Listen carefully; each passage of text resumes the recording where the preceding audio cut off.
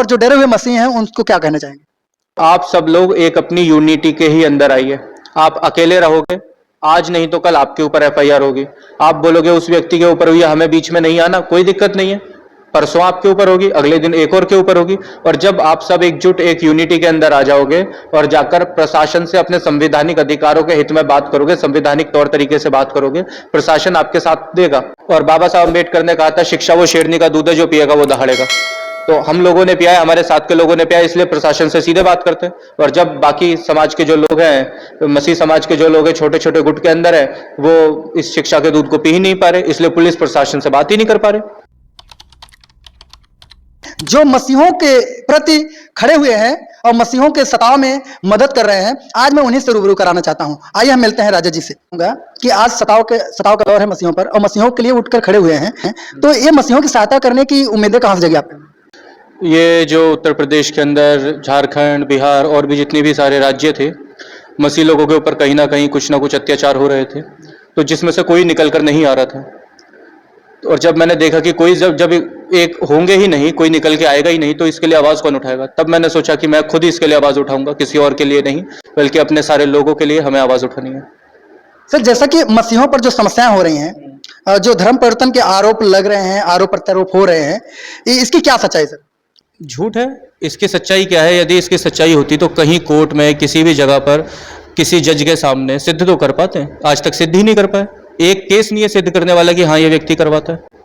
जैसे कि आप देख रहे हैं कि उत्तर प्रदेश के कई ऐसे जिले धर्म परिवर्तन से प्रभावित हैं और कई लोग जेल भी गए हैं, उन पर धर्म परिवर्तन मुकदमा भी लग रहा है। इसे किस तरीके से सिद्ध कर रहे हैं आप? ये बात है कि वो जेल जा रहा है, मुकदमा लग रहा है, लेकिन कोई भी जुर्म तब तक साबित नहीं होता जब तक कोर्ट के अंदर सिद्ध ना हो जाए। उन पे बस मुकदमा लग रहा है, झूठे मुकदमे लग रहे हैं और जेल जा रहे हैं, इतनी तक सच्चाई है। कोर्ट के सामने जाकर, जज के सामने जाकर ना विरोधी लोगों के पास कोई सबूत होता है, ना ही सिद्ध कर पाते हैं कि ये लोग धर्म परिवर्तन करवा रहे हैं, इसलिए न्यायिक झूठ है ये सब। अन्य जाति के लोग जो यीशु मसीह को मान रहे हैं, उन पर धर्म परिवर्तन मुकदमा कैसे लग रहा है? जी, ये तो सरकार से पूछने वाला सवाल है कि बस चर्च में जाना धर्म परिवर्तन हो जाता है क्या? या मैं किसी मंदिर में जाऊं, मस्जिद में जाऊं, गुरुद्वारे में जाऊं, अभी मैं अमृतसर घूम के आया, मत्था टेक के आया वहां पर, तो क्या मैं सिख हो गया?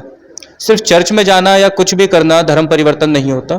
और ये जो लोग करवा रहे हैं वो बहुत ही ज़्यादा, पता नहीं बेरोजगार हैं क्या है, समझ नहीं आ रहा कि अपना सारा काम धंधा छोड़ के लोगों को झूठे धर्म परिवर्तन मामले में फंसा रहे हैं। गाजियाबाद थाने का मैटर है, जैसे कि मैंने देखा था आप उसमें लोगों की हेल्प कर रहे थे, तो क्या है सच्चाई गाजियाबाद की? उस केस की सच्चाई ये है कि दो व्यक्ति हैं, एक का नाम है पंकज और एक का नाम है सचिन। वो दोनों व्यक्ति अपने घर में सो रहे थे, आराम कर रहे थे, संडे का दिन था, करीब सुबह 11 बजे की बात है। असामाजिक तत्व जो समाज में कोई इज्जत नहीं रखते वो लोग आए, हू हल्ला करने लगे और उन दोनों भाइयों को उठाकर मारपीट करने लगे, उनके साथ दुर्व्यवहार करने लगे, गाली गलौज करने लगे। एक भाई है जिनकी बीवी 8 महीने से प्रेग्नेंट है, उसके पेट में मारा, उनके साथ दुर्व्यवहार करा। अब वो व्यक्ति घर में सो रहा है, उसका धर्म परिवर्तन से क्या लेना देना? उसके ऊपर झूठा आरोप है, निहायत ही सिद्ध है। जब वहां पर हमें घटना का पता चला, हम रात को 2 बजे भी वहां पर थे और उस पूरी घटना का विस्तार से लिया। हमने एप्लीकेशन दी है, डीएम को न्याय है, जो व्यक्ति के साथ अन्याय हो रहा है उसके साथ न्याय किया जाए। घर में सोने का मतलब क्या धर्म परिवर्तन हो गया? वहां चर्चों पर आरोप लगाया, पास्टर पर आरोप लगाया कि पास्टर धर्म परिवर्तन करा रहे थे और कईयों को धर्म परिवर्तन का आरोप लगाया गया। तो मेरा भी यही सवाल है कि भाई आरोप लगाए, आरोप सिद्ध तो करो। जितने भी इतनी बड़ी बड़ी संस्थाएं जो काम कर रही, एक आरोप सिद्ध नहीं कर पा रही मिलकर। आरोप तो सिद्ध सर कोर्ट में होगा। मौके की अगर बात है जिस पर धर्म परिवर्तन का आरोप लग रहा है, जो मसीही लोग हैं, यीशु मसीह पर विश्वास करते हैं या चर्च जाने के द्वारा, और जब उनके विश्वास का पता चलता है तो उन पर धर्म परिवर्तन का मुकदमा लगाया जा रहा है। तो जो धर्म परिवर्तन का मुकदमा उन पर लग रहे हैं, आरोप सिद्ध हो बाद में, कहीं ना कहीं वो बहुत पीछे जा रहे हैं। मैं बोल रहा हूँ आप चोर हो, मेरा सामान चुराया, मैं आपको अभी बंद करवा दूं और कोर्ट से छूट जाओ, इसका क्या मतलब? वो आप चोर हो कि नहीं हो? सिंपल सवाल है। मेरा कहने का मतलब, जो मसीहों पर जो सताव हो रहा है, जो मसीही जेल जा रहे हैं, तो कहीं ना कहीं उनका लॉस हो रहा है, नुकसान हो रहा है। जो गरीब परिवार से, मैंने देखा कई जिलों को मैंने विजिट किया है, उस जिलों में देख रहा हूँ गरीब परिवार के लोग हैं, उनका मुखिया जेल जा रहा है तो परिवार के लिए खाने के लाले पड़े हैं। क्या करें? असल में क्या है, जो व्यक्ति प्रभु यीशु मसीह पे विश्वास करता है वो जेल जा रहा है, रियलिटी में फैक्ट ये है। और ये जो लोग हैं उनको भी अच्छे से मालूम है, अच्छे से ये जानते हैं कि हम लोग सिद्ध नहीं कर पाएंगे। वो उनको मेंटली डिप्रेशन कर रहे हैं ताकि वो अपना हौसला तोड़ दें, यीशु मसीह पे विश्वास करना छोड़ दें, जेल चले जाएंगे, इनके बच्चे भूख। मैंने खुद देखा है, मैंने कितने लोगों की मदद करी है। फिरोजाबाद का मामला था, व्यक्ति प्रभु यीशु मसीह पे विश्वास करता है, उसके परिवार को पता चला, उसे जेल में डाल दिया। उसकी बीवी को पता नहीं कहाँ से मेरा कॉन्टैक्ट नंबर मिला और भैया बोली, भैया मेरे बच्चे भूखे हैं घर में। मैंने मदद पहुंचाई, मैंने उनको जितनी भी मेरी सक्षम की थी मैंने उनके घर का राशन भरवा दिया। ये जो सताव है, उनको मेंटली डिप्रेशन किया जा रहा है। ये निहायती झूठ मामला है और हम इसके लिए आवाज उठाएंगे कि यदि कोई भी व्यक्ति इस प्रकार करवाता है, मैं मानता हूं विरोधी लोगों की मैं एक बात मान भी लूं, तो आप सिद्ध तो करो, आपके पास सबूत तो हो। बिना सबूत के, बिना गवाह के, शक के आधार पर उन्हें उठाया जा रहा है और वो शक भी झूठा है। ये निहायती हमारे लोगों के साथ अत्याचार हो रहा है और हमें इसके लिए आवाज उठानी है। अगर धर्म परिवर्तन झूठा है या शक के आधार पर उन पर धर्म परिवर्तन लगाया जा रहा है, तो मसीहों को सामने आना चाहिए। कोई सामने क्यों नहीं आ रहा? अभी मैं आया हूँ, मेरे साथ और लोग हैं, हमारी पूरी टीम ये उत्तर प्रदेश के अंदर एक्टिव है। वो सब निकल के सामने आ रहे हैं, धीरे धीरे जुड़ रहे हैं, मदद करवा रहे हैं लोगों के, जहां तक हम सक्षम है लोगों की मदद कर रहे हैं। अपनी आवाज को अभी बड़े बड़े अधिकारियों तक पहुंचा रहे हैं हम अपनी आवाज को। जैसे अभी उस महिला के बारे में आपने बताया, जब वो जो महिला प्रेग्नेंट थी, उसको चोटें लगी, आपने उसका कंप्लेन दर्ज करवाया, उसका क्या परिणाम रहा? ये है 2 अक्टूबर की बात है।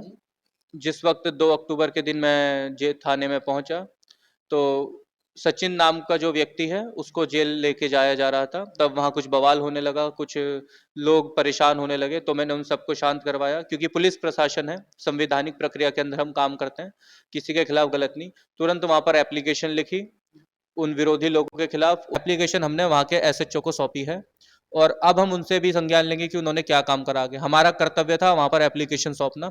अब यदि उन्होंने उसके ऊपर नहीं करा तो वो पुलिस स्टेशन वालों की गलती है, वहाँ के एसएचओ की गलती है। ये उन्होंने इसके ऊपर संज्ञान क्यों नहीं लिया? हम अपना काम करके आए हैं, वहाँ पर हमने एप्लीकेशन सौंप के आए हैं। गाजियाबाद थाना रिपब्लिक क्रॉसिंग में जो मैटर हुआ है, जैसे कि वहाँ सुनने में आया कि 2 भाई हैं, उन दोनों भाई के ऊपर जो है धर्म परिवर्तन मुकदमा लगा है, इसके क्या कहेंगे उसके बारे में? इसके अंदर उन दोनों व्यक्तियों के साथ, मैं सच बता रहा हूँ, गलत है, उनको झूठा फंसाया जा रहा है। 2 भाई हैं, दोनों में से सिर्फ एक विश्वास करता है, एक विश्वास नहीं करता है। एक विश्वास नहीं करता? एक नहीं करता विश्वास, बिल्कुल नहीं करता। पंकज नाम का जो व्यक्ति है वो यीशु मसीह पर विश्वास नहीं करता। साल, 1.5 साल, 6 महीने में एक बार कभी चर्च में गया तो गया, वरना नहीं गया। इनफैक्ट बल्कि कुछ दिनों पहले वो इसी हाल ही के सीजन में कावड़ भी लेके आया अपने लोगों के साथ। उसकी बीवी ने मुझे फोटो दिखाई, उसके ऊपर धर्म परिवर्तन का मामला लगाया कि वो ईसाई बनवा रहा है। अब बताओ, और साबित हो कर सकता हूँ, पूरे सबूत है, गवाह है, उनके खुद के भाई बहन बोलने को तैयार है कि वो कावड़ लेके आया है। जैसे कि सर आप बता रहे हैं कि धर्म परिवर्तन का जो आरोप लग रहा है वो बेबुनियाद है। अगर धर्म परिवर्तन का आरोप बेबुनियाद है, 1 व्यक्ति, 2 व्यक्ति या 3 व्यक्तियों पर ऐसा है, लेकिन उत्तर प्रदेश के 75 जिले हैं, जौनपुर है, आजमगढ़ है, सुल्तानपुर है, इधर अभी मथुरा का केस सामने आया है, अयोध्या का केस सामने आया है, तो इन जिलों में भी धर्म परिवर्तन मुकदमा लग रहा है। इसके लिए आप क्या कहेंगे? हर जगह ये झूठ बातें हैं? झूठ बातें हर जगह पर धर्म परिवर्तन का मामला लग रहा है। आपने इतने सारे मुझे जिले गिनवा दिए, 75 जिलों में। कोई एक जिला तो आप निकाल के बताइए कि इस कोर्ट में ये सिद्ध हुआ है। आपको है कोई जानकारी आपके पास? तो जिसे मान लीजिए कि अगर सिद्ध नहीं हो रहा है, लेकिन इसमें जो धर्म परिवर्तन पर जो जेल जा रहे हैं, और अक्सर अगर देखा जाए तो वे गरीब तबके के लोग हैं, मैंने कई जगह विजिट भी किया है, जेल जाने से वे बहुत पीछे चले जा रहे हैं, इसलिए समाज पर क्या प्रभाव पड़ेगा? समाज पे देखिए, हमारे जो समाज के अंदर है एक धारणा है कि जो व्यक्ति जेल जाता है वो ठीक नहीं होता, उसको गलत निगाह से देखा जाता है और उसकी छवि समाज में गलत करी जाती है। एक बात कही जाती है, बहुत लोग बोलते हैं, जब तुम किसी का कुछ बिगाड़ ना सको ना, उसकी छवि बिगाड़ दो। और वो कुछ बिगाड़ नहीं पा रहे मसीह लोगों का, तो उनकी छवियों को बिगाड़ा जा रहा है कि ये जेल जाते हैं, ये तो ये जाते हैं। और उन लोगों से जो जेल में जाते हैं उनसे मैं इतना ही कहना चाहूंगा, आप यीशु मसीह पर विश्वास करते हैं, कोई डरने की जरूरत नहीं है। सबके जीवन में ये दौर आता है, प्रभु यीशु मसीह के साथ भी गलत हुआ था, आपको कोई डरने की जरूरत नहीं है। बहुत अच्छी बात है आप जेल जाते हो तो, और कोर्ट में भी सिद्ध नहीं हो पाएगा क्योंकि ये निहायती झूठे आरोप लगाए जा रहे हैं हमारे लोगों के ऊपर। पर लेकिन इसके ऊपर संज्ञान लिया जाएगा। हर जिले के हर डीएम के पास हम लोग ज्ञापन सौंपेंगे। हमारे सब लोगों को हमने बोल दिया है, कहीं भी घटना घटे डीएम के पास ज्ञापन सौंप के आइए आप लोग जाके। उन सब ने बोल दिया हाँ। अगर मसीहों पर सताव हो रहा है तो अभी तक जो मसीही लोग सामने क्यों नहीं आ रहे हैं? उसके विरोध में खड़ा होना चाहिए ना? बिल्कुल खड़ा होना चाहिए, और अब निकल के सामने आ रहे हैं और हम लोगों को एक कर रहे हैं। और जो बड़े बड़े लोग हैं, बड़े पदाधिकारी हैं जो निकल के नहीं आ रहे, तो जी उनकी अपनी मन की इच्छा है, मैं उनके ऊपर कोई आरोप नहीं लगाना चाहता। वो निकल के आए या ना आए, लेकिन हम तो दूसरों की मदद करेंगे, हम सबकी मदद करेंगे, हम पूरे समाज को साथ लेके चलेंगे। जिसे मसीहों में डरे हुए हैं, बहुत जगह पर चर्चे तोड़ दी गई हैं, बहुत जगह पर जो है विश्वासी डरे हुए हैं जो घर से बाहर नहीं निकल रहे हैं, अन्य अन्य जगह पर चर्चे या कलीसियाएं बंद करवाई जा रही हैं। तो ये क्या है इसकी सच्चाई? आखिर क्यों? अगर मसीही लोग सही हैं तो फिर कलीसियाएं क्यों बंद हो रही हैं? मसीह लोग सही हैं, कलीसियाएं बंद हो रही हैं, ये बात भी बिल्कुल सच है। और झूठे आरोप लगा के, सिंपल सी बात है, ये सारे के सारे झूठे आरोप है, कलीसियाएं बंद करवा रहे हैं और विरोधी लोग यही चाहते हैं। यदि चलिए कानूनी प्रक्रिया पे कलीसिया बंद नहीं करवा पाएंगे, फिर वो क्या करेंगे? ये यीशु मंदिर के सामने जाएंगे, फिर पथराव करेंगे, और पथराव भी नहीं कर पाएंगे तो वहां से जो हमारी बहनें गुजरेंगी उनके लिए दूर दूर शब्दों का प्रयोग करेंगे। कौन है ये लोग? असामाजिक तत्व, कुछ तो उन्हें काम चाहिए ना करने के लिए, किसके कहने पे वो ऐसा कर रहे हैं तो वो उसको कुछ ना कुछ उनको देता होगा। बेरोजगार लोग हैं वो। आपका कहने का मतलब है जो ये ने इतने सारे जगहों पर गए, इंटरव्यूज लिए काफी लोगों के, कोई ना कोई व्यक्ति होता है करवाने वाला। इंडिपेंडेंटली कोई व्यक्ति निकल के नहीं आता कि जी मुझे इस यीशु मंदिर से ये दिक्कत है, समस्या है, मैं इसके खिलाफ एफआईआर दे रहा हूं। कोई ना कोई उनके पीछे उनकी टीम रहती है जो यीशु मंदिर के ऊपर हमला करना चाहती है, और हमारे मंदिरों को तोड़ा जा रहा है इसीलिए। तो सर अभी आपने शुरुआत किया है, तो बात किया है मसीहों की हेल्प करने के लिए, एक मसीहों के लीडर के रूप में आप उभर कर सामने आए हैं आज समाज में, और मैं देख रहा हूँ गरीबों को और मसीहों को आप मदद कर रहे हैं। तो ये जो चेतना आप जगा रहे हैं, समाज को नई दिशा दे रहे हैं, और भी आपके साथ हैं या आप अकेले हैं? और भी बहुत लोग हैं हमारे साथ, और हर एक जगह पे, ना कि सिर्फ मसीहों के लिए बल्कि जितने भी समाज के लोग हैं, जिस किसी के भी साथ अन्याय हो रहा है, हम हर किसी की आवाज़ को उठा रहे हैं। हमें कोई फर्क नहीं पड़ता कि वो मसीह है, अन्य समाज का है, किसी भी समाज, जिसके साथ गलत हुआ है हम उसकी मदद के लिए खड़े हैं। पहली चीज़ तो वही है।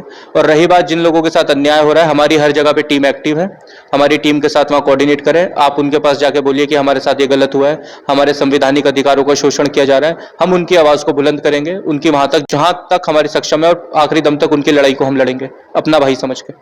जब कहीं पे प्रोसिक्यूशन बढ़ रहा है तो कैसे आप उनका सपोर्ट करेंगे?